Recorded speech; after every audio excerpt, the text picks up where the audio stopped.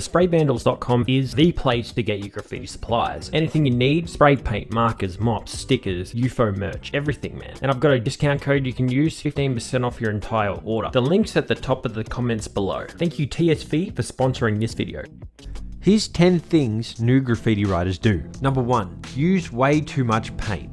Newbies often drench the wall, turning a quick tag into a drippy mess. The more you do graffiti, you'll find out that less is more. This type of thing comes with time. The type of can control that you eventually develop, and also the more you do it, the more effective using paint actually becomes. You become more aware of how much paint you actually need in order to complete an entire piece. But in the beginning, you're gonna use a lot of paint, and that's okay. Number 2, biting someone else's style without realizing. In the beginning, this is gonna happen. In fact, it's kind of encouraged when learning in the beginning. As long as you don't use someone else's letters and styles on an actual wall. If you're just practicing in books, trying to work out things that you like, that's all good. Number 3, bringing friends that aren't into graffiti or loud friends to a spot. People that don't really do graffiti don't take it too seriously if they're brought out on a mission. They treat it like a party, and it's an instant way to get caught or ruin the vibe. There's a little bit of seriousness when it comes to doing graffiti, but you also don't want to bring people that are going to draw too much attention. Number 4, tagging over a well-respected piece. Obviously, this is a huge no-no. Disrespecting another writer's work will earn you enemies fast, especially if you don't know the history behind a said spot or piece. I get that question a lot. How do you learn about your local history? It's quite hard unless you know someone who's in the scene, and it's even harder to get to know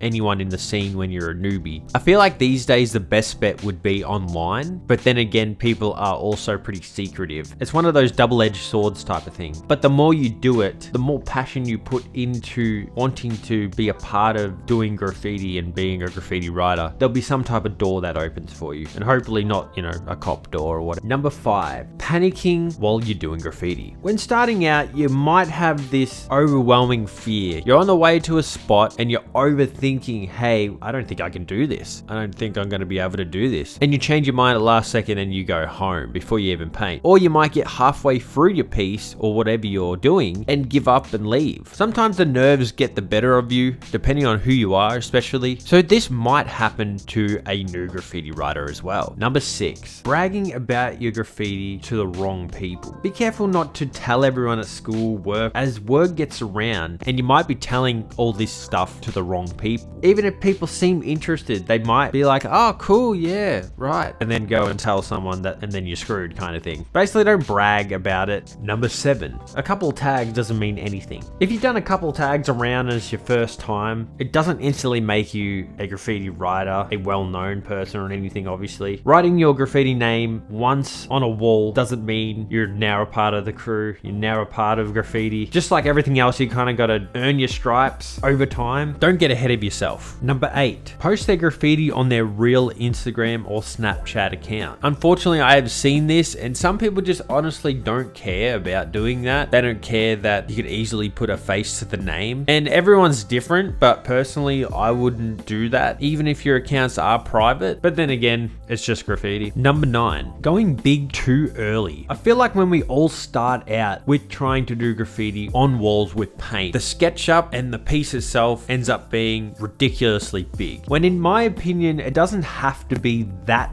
big. I've had a lot of mixed opinions on this in the past. Some people say that it's good to go as big as you can, especially when learning, and other people say go smaller. The bigger the piece, the more paint you're going to use, and if you're just starting out and practicing, I reckon try smaller pieces, but obviously not too small. I generally go for a piece about as wide as 10 foot wide. Also, when you're starting out, you're going to be using a lot of paint, so the smaller you go with pieces, the more pieces you're going to get out of the same amount of paint that you get. Again, the more you do it, the more you'll work out what type of sizing of piece that you generally like doing or want to do. Comes with time. Everything comes with time. You know it. And number 10, wrong cap choice. Now, this is something that I wish I knew when I was starting out as well, and it's the caps. There's millions of caps / nozzles out there. You'll find that most of them are very, very similar. And I want to put it into basic terms. In my personal opinion, the only caps that you realistically need is a Lego thin cap.